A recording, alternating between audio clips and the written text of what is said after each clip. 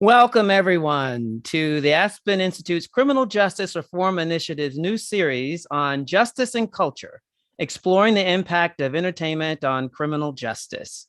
We want to remind everyone that to submit your questions, you need to do it in a Q&A area, and we look forward to a wonderful conversation with an amazing, wonderful person. We're very pleased. The first guest on our series is the president of Color and Change, Rashad Robinson. So welcome, Rashad. Thank you for having me. It's good to see you. It's been a long time no see, right? Absolutely. Yeah. So Rashad, there are so many issues an organization like Color of Change could take on. What made you decide to address how Hollywood and the television industry portray criminal justice? Well, first of all, thank you for having me, and I'm so excited that you're doing these conversations and looking forward to sort of engaging and seeing the other folks you have. At Color of Change, we believe that people don't experience issues, we experience life, that the forces that hold us back are deeply interrelated, so that a racist criminal justice, an unjust criminal justice system requires a sort of unjust and racist media culture to keep it alive, to sustain it, to create the demands for more of it. Economic inequality goes hand in hand with political inequality. So we have to sort of recognize the role of power, and we have to recognize the role of multiple strategies. When Color of Change was first founded in the aftermath of Hurricane Katrina, Black folks literally left on their left to die on their roofs, begging for the government to do something.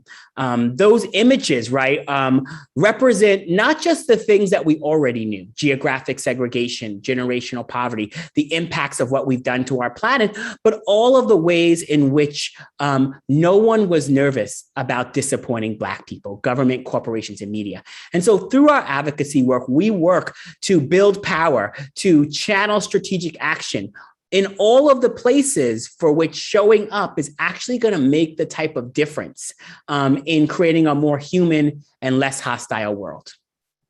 You know, I was so taken by Color Change's recent study titled Normalizing Justice on Crime Television, and how it reveals how the genre perpetuates social injustices. So from the title, how do these shows distort understanding of race and the criminal justice system? Well, in multiple different ways. I mean, the report has basically 100 pages of data on top of sort of us really spending a lot of time trying to put that data in context. We looked at hundreds of shows across the season, 27 different TV series, and looked at the representation of race and representation of crime in those shows. And what we saw were a couple of things, and I'm hoping that we can dig into more of it. But what we saw was a couple of things. One, over and over again, we saw the sort of good guy, the criminal justice professional, doing illegal and bad things and be given almost a speech or some sort of reason why the ends justify the means, sort of given reason and cause for why police officers should be able to sort of step outside of sort of regulations and the rules and be given credit for it. We saw TV shows that actually had done a pretty good job in terms of representation of race on the screen, in terms of the characters. So communities where race and racial diversity existed, but racism actually didn't exist. And so the kind of representations of race were not sort of there. We saw a lot of instances where sort of a lot of people of color characters were there, but they were not actually at any point ever speaking out against the system or the injustice.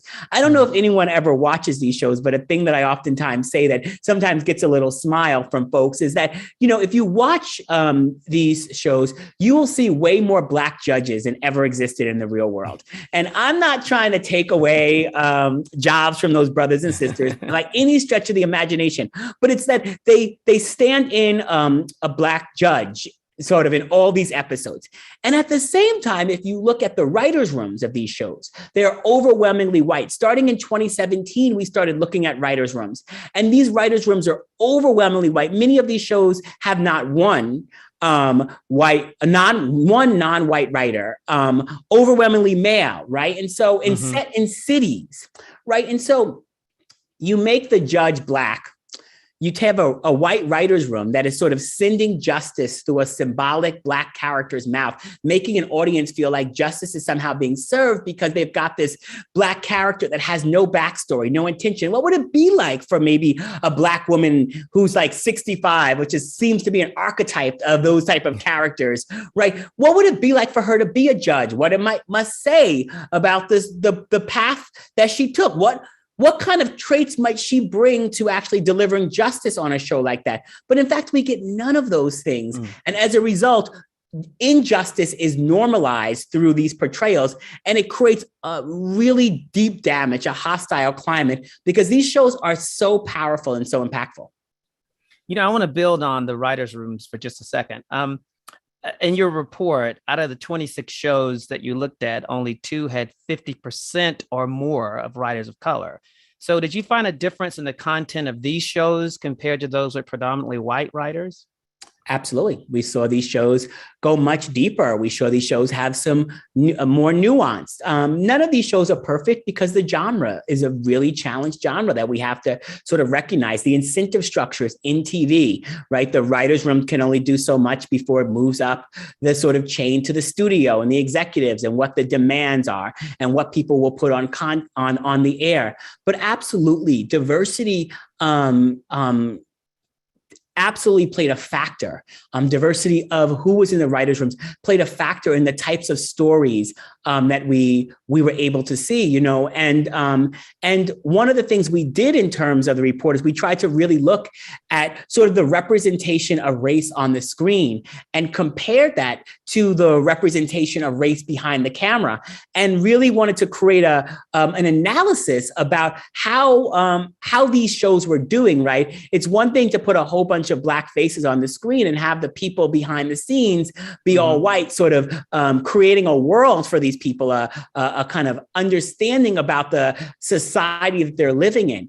These shows also overwhelmingly employ folks like police and law enforcement, and not folks like district attorneys or social workers or other people who might have a deeper understanding about all the ways in which sort of crime and poverty and justice, all these things happen. So what they're doing is they're painting these stories of these communities and making people believe something about a system of justice, right? I mean, there were a lot of these shows where you see all of these trials happening, where what we know for a fact is that the vast majority of cases never go to trial.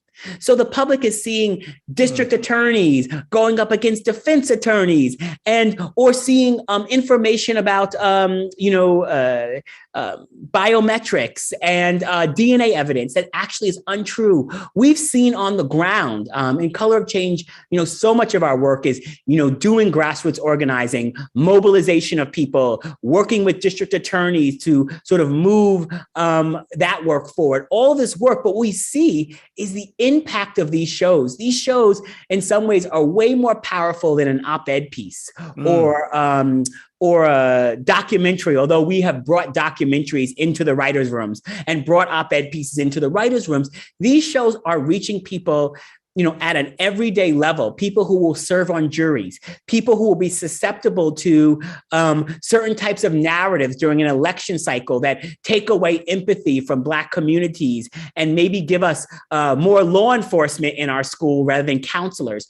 All of these create the climate that we're living in. And Hollywood, that likes to hold themselves up as doing the right thing, railing against injustice on award show stages, has a lot of work to sort of look at their own house and the content they're sending out in the world and its impact. I want to build on that. How should a writer or content creator weigh their obligation to the public interest against their sort of creative license?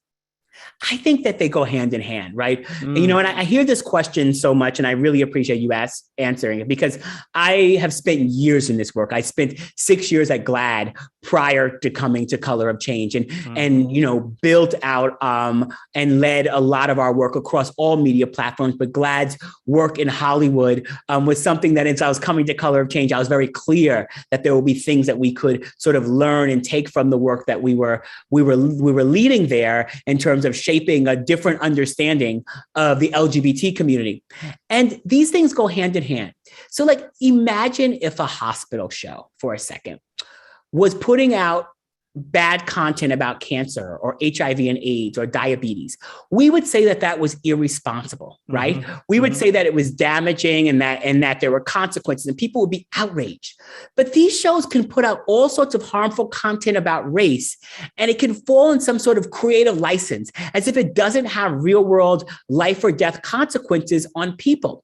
And so the question is not about creative license. I mean, we could do all sorts of things to imagine, we can send people to Middle Earth, yet we can't imagine communities that don't have police. And maybe that could be an interesting show on TV. We couldn't imagine shows that have sort of all sorts of other ways of dealing with crime and justice and safety.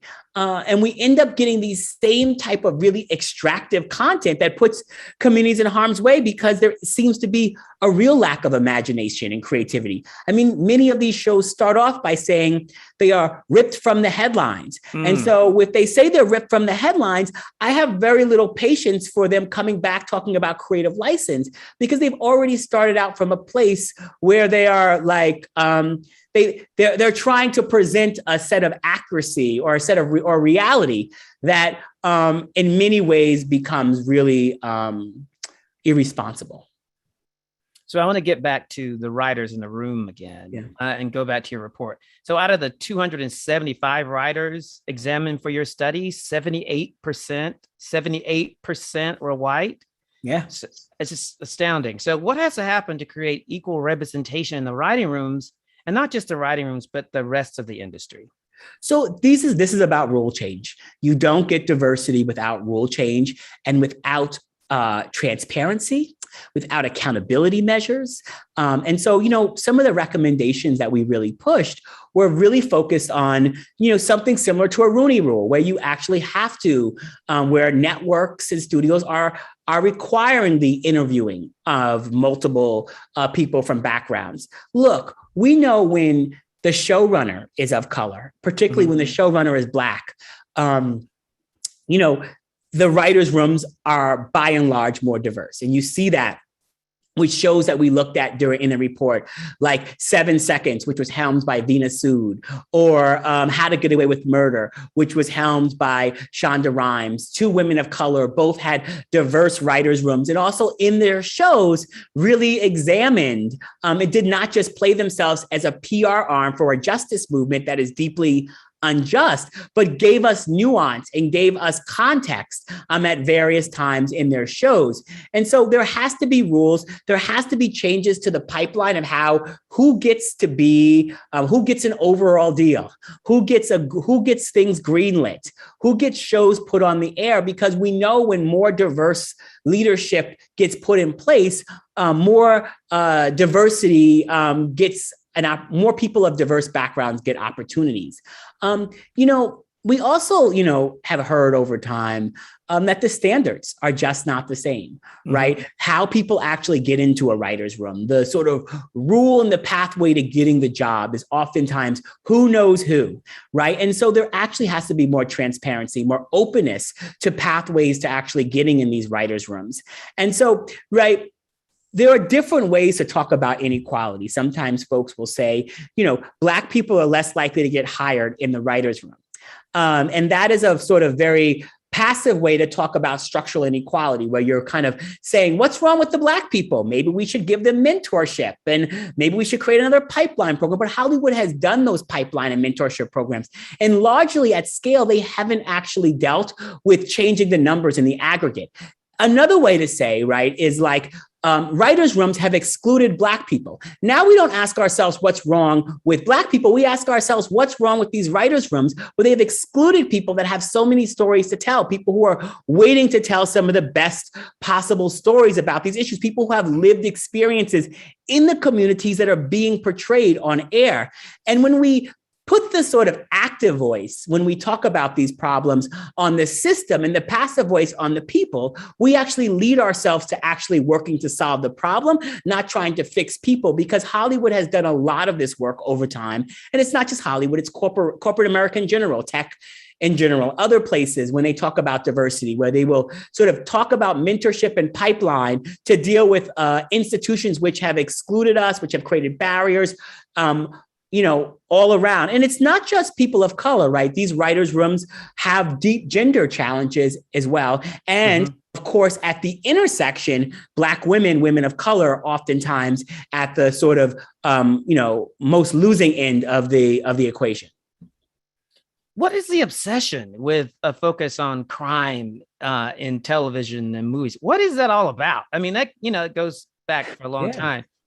What are your thoughts on that? I mean, it's something that people feel like they have access to, people understand communities. These shows are interesting to people because they allow people to escape sometimes to places that they don't live. But this genre of shows has changed over time, which is really interesting.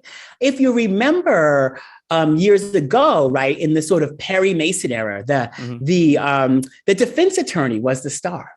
Right. There was a questioning of a system of police, of justice. As the country has become more diverse, and dare I say, even TV has become more diverse, the defense attorney became sort of a nefarious actor, someone to be skeptical of. And the district attorney became the star, and the focus became on the DA and police. And that switch, right, where we don't examine, the state, we don't examine sort of the consequences of giving too much power to, those that have a gun, which was actually a part of how these shows operated years ago, that, coincides with diversity and has once again created this, climate. A lot of these shows, and, we've seen some upticks in crime over the last couple of years, but, for many years, violent crime was steadily going down. And even while that was happening, Pew Research would examine American public, and American public thought that violent crime was going up. And so that gap between perception and reality is absolutely being driven by the content we see, through these shows that are meant to be entertainment, but are presenting a world for people that is presented as reality. So let's talk about something positive. What sort of success has Color of Change seen while doing this work? And could you share an example of a change that's happened because of your campaigns in this area? Yeah, so we're really excited about the work that's continuing to happen. So, the work on 7 Seconds, which was nominated for an Emmy. Regina King actually won an Emmy for that show. We were in the writer's room from the very beginning. Vina Sood brought us in. We brought people with real stories into that writer's room. We worked to bring Marilyn Mosby to have a conversation with the writers, since the show was centered around a Black woman assistant district attorney who had to prosecute the police. I'll let people watch it if you haven't seen it already. And so that shows an example. We've been in the writer's room for a number of other shows on the air and really have worked and engaged. We produced this report so that we weren't playing whack-a-mole, that we could have something that was scalable and really sort of, work to push us forward. And we released it in January of 2020. And, we talk about not mistaking presence for power at Color of Change. And the report got some presence. It got some retweets and shout outs from the stage. It got some news articles in the Hollywood Trade, but we didn't actually get any new power, right? A lot of folks in the industry sort of dismissed us. And, we were working to sort of relaunch it during the pandemic, and, George Floyd was murdered.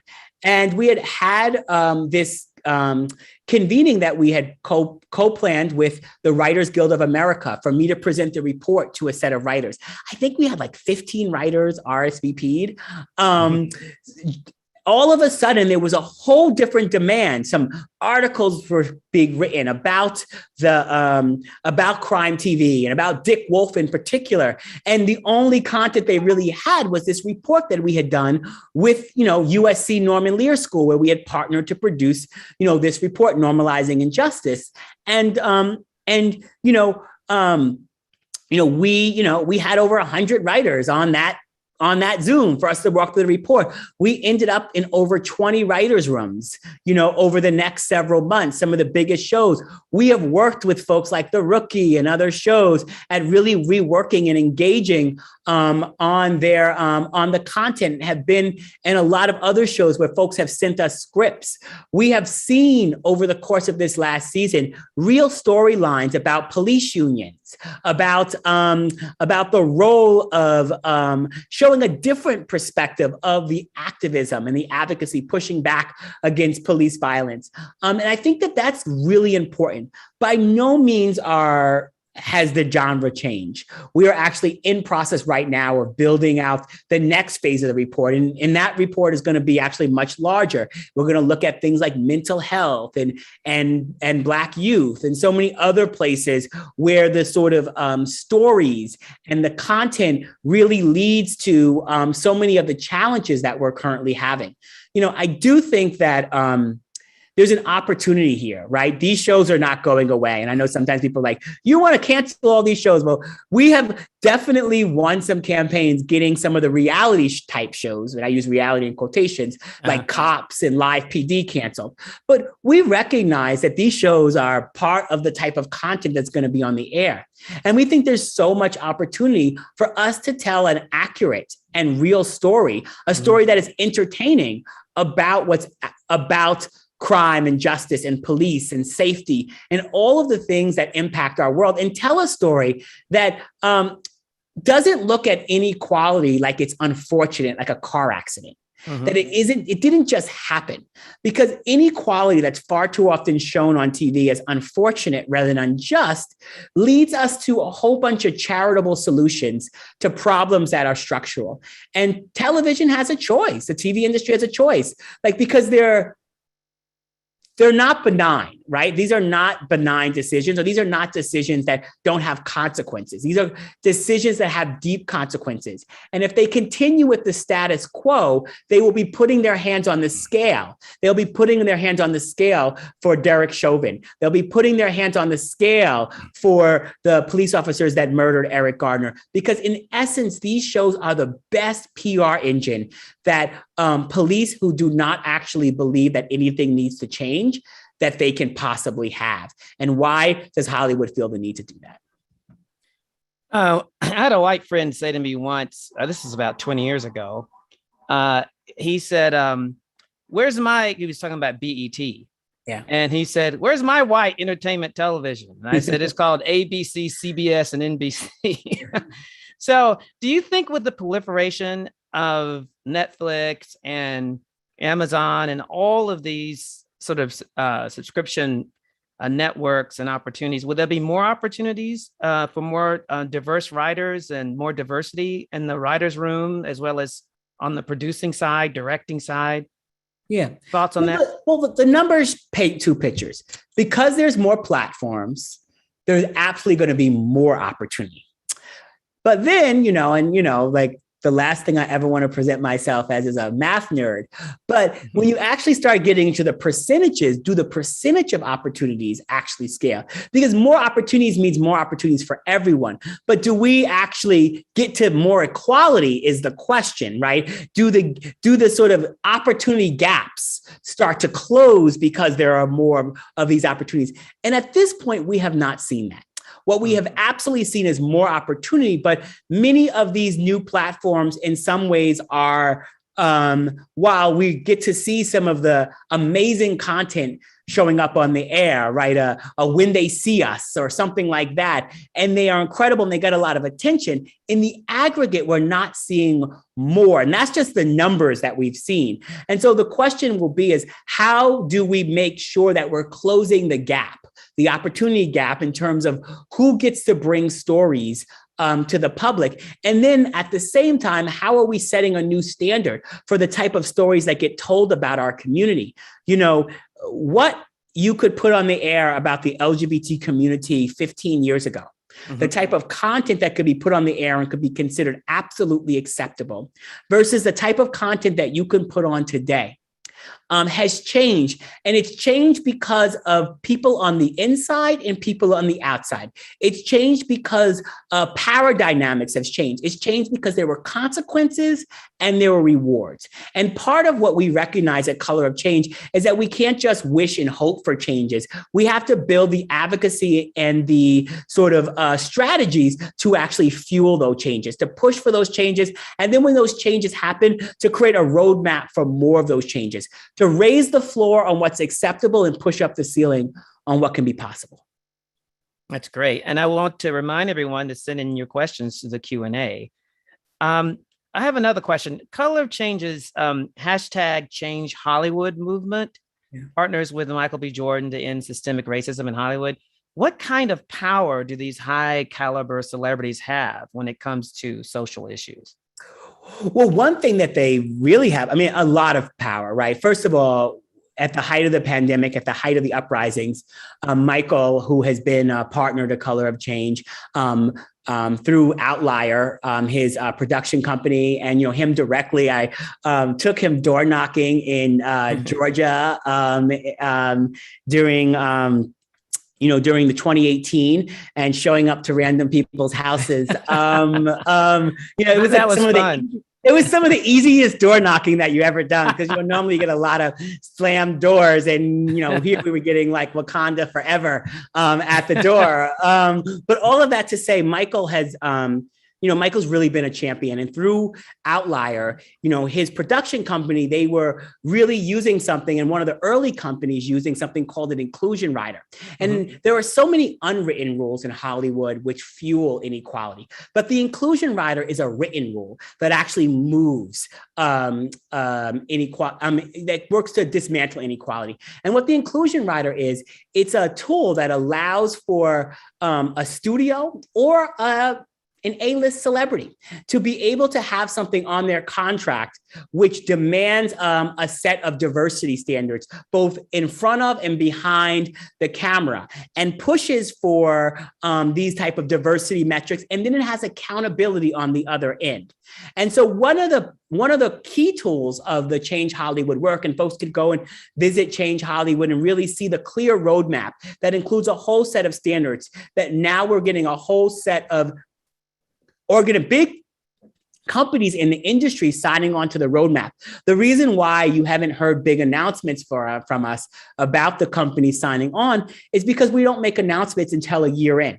Because it's accountability work, because you don't get the reward for saying that you want to do the work. You get the reward when we can look at you actually meeting some standards. Far too many companies got applauses in 2020 at the height of the pandemic simply for saying Black Lives Matter, and then going back to doing what they were doing before, which was ensuring that at every turn Black lives didn't matter. And so part of what we're trying to do through the Change Hollywood work is create a really clear roadmap. And we're accountability partners with these companies at really implementing anti-racist practices and sort of practices will spear more equality. And so the inclusion rider is one example where companies take this inclusion rider on. A-list talent can take this inclusion rider on. And, we're not the first folks to sort of work with an inclusion rider. What we're trying to do is scale its use, make it an everyday thing across the industry, because then once again, we can sort of scale up the type of change that we want to see. The problem is that we can't play whack-a-mole with justice and think that it's actually going to lead to a changed environment. We have to move towards structural change. And so Michael has been incredible. We partnered with the Recording Academy on something called Change Music. We've partnered with folks in the fashion industry on something called Change Fashion. And we have some other sort of change industry work that will be launching over the next couple of years. And all of that, right, is focused from my perspective perspective, how do we take the aspiration, the vision, the words, and move it to action, underneath it, putting very clear metrics and demands. And so each of these areas is staffed at Color of Change, and we're working to sort of get folks to meet thresholds. And that for me is just as important as the son of softer work that we do when we go inside of writers' rooms, right? So yes, we are making demands, holding people accountable, sometimes running campaigns. And then we're also offering our services. We're offering to go in, train, teach, do the things that we know are important to making sure we're not just telling people, well, you need to go fix this problem. We're saying, hey, you need to fix this problem. We can offer you resources. We can be a resource, but this problem needs to be fixed. Can you say a little bit more about the accountability side of this work? How are you guys thinking about holding these folks accountable, these production companies, Writers Guild? Talk a little bit about that. Yeah, I mean, every bit of accountability takes a different path. I mean, the Writers Guild has actually probably been one of our best partners in terms of, really working. And there's a number of folks in the Writers Guild, particularly, that have been pushing diversity, and the diversity committee there has been a great partner even before this report. I'll say that, what's been really exciting about the accountability work is that we've had to use it less than we used to. Look, I'm 5'3", Douglas. And so my dad used to tell me showing up, he's like, you might get bullied a little bit. And so at some point you might have to figure out what to do so that people know not to bully you anymore. Mm-hmm. And over the years, Color of Change, from a scrappy organization with 6 staff members, and a 650 person, membership that I joined, in 2011, to now being an organization with a reach of over 7 million that has robust programming. Sometimes we can start off with conversations, and in many places we can start off working to move people because folks will pick up the phone call and be in those conversations. It's similar to my experience at GLAAD. When I left GLAAD and came to Color of Change, there were a whole bunch of conversations and doors that were open during my time at GLAAD that suddenly were not open anymore when I went to Color of Change. And what we've had to do is sometimes kick down some of those doors. We've had to open them. Sometimes we've had to run campaigns. And if you do that enough, now people will want to engage with you first. And it doesn't mean that, everyone is a bad actor or coming from a bad place, but sometimes you have to create the context to be unignorable. And that's what we've worked to do in Hollywood. We've also been supported and guided and mentored and encouraged by so many incredible Black creatives throughout the industry and allies who have been willing to give us their time and their insight and point us in the right direction of where we should be pushing and pressing. And so part of what we recognize as an organization that really sees ourselves as a outside to inside player, that we have to really work with the folks on the inside and really have to sort of engage. And that's been part of the accountability work. And so there's been times where some of our campaigns have been because people in the industry is like, we need you. We've been doing all this work pushing and we're not being heard. And so, when we know the work to get certain shows canceled, the work to hold certain folks accountable, the current work around something like the Hollywood Foreign Press Association and their sort of rules and standards, or the Country Music Association, all this work started off, even the most harsh accountability campaigns we're in, they started off with a letter and a desire for a conversation and a desire to move forward. And the public engagement happened after the institution made it clear that they were sort of unwilling to deal with the harms that they were creating. And when they were unwilling to deal with the harms that were created, our role as an organization that works to build power for Black people, to create a more human and less hostile world for Black people, is to stand up for the community. And when we recognize that when we win on these issues of race, when we open up more opportunity about race, it opens up more opportunities for everyone across so many different spaces. When a show begins to do better on race, it begins to do better on a whole set of other issues, because the type of people that they have to invite into their writers' rooms, the type of ideas they have to elevate and the type of executives that get more power are the type of folks that oftentimes help make the show better and more meaningful across the board. Well, I'm going to ask one more question because we have questions coming in, and I'm going to make sure we get some of these questions in. So let me ask my last question. In today's New York Times, Charles Blow wrote a column titled "White Men on Trial." The very last sentence reads, and I'm going to read it directly. As others have noted, Trayvon Martin was 17 when he was killed. Martin was thugified. Rittenhouse is being infantilized. That, in one example, demonstrates for and against whom American justice is weighted. So my question to you is, the mission of Color of Change is to end practices that unfairly hold Black people back and champion solutions that move us all forward, as you've talked about so eloquently in this session. So in broad terms, how does your work begin to address the challenges of how American justice is weighted? Well, we work to build power to change rules, because at the heart of what we are seeing here is a set of rules, both written rules and unwritten rules that manifest themselves to create this hostile climate. And, quite frankly, as I think about the